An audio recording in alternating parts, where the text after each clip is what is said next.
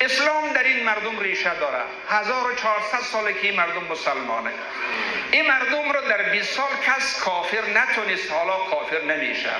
100 سال هم تبلیغات کفری بکنن این مردم کافر نمیشه. خاطر شما جمع باشه.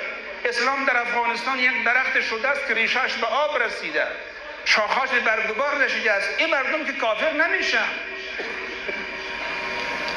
و این نکته را هم از امارت اسلامی بسیار به جد تقاضا میکنم که اون آقایی که این مردم غرب کابل را مسیحی خطاب کرد، فاحشه خانه ها را در اینجا نسبت داد، گفتن 960 فاحشه خانه اینجا هست، العیاذ بالله 300 کلیسا اینجا هست، تقاضا کردم که ایشان رو باید حد بزنن.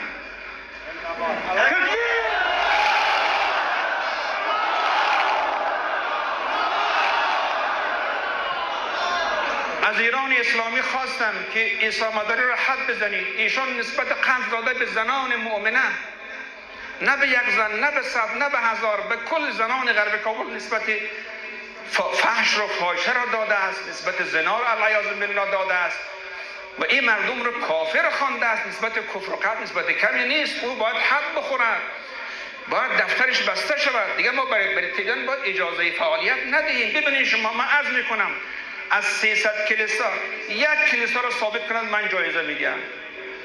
از 960 فاحشه خانه یکش رو ثابت کنند من جایزه میدم. حالا به جد تقاضا دارم، من آمران امر به خوبی و نهی از منکر، از این منکر بزرگ وجود نداره. این آدم را باید شلاق بزنه. اگر موافق صلوات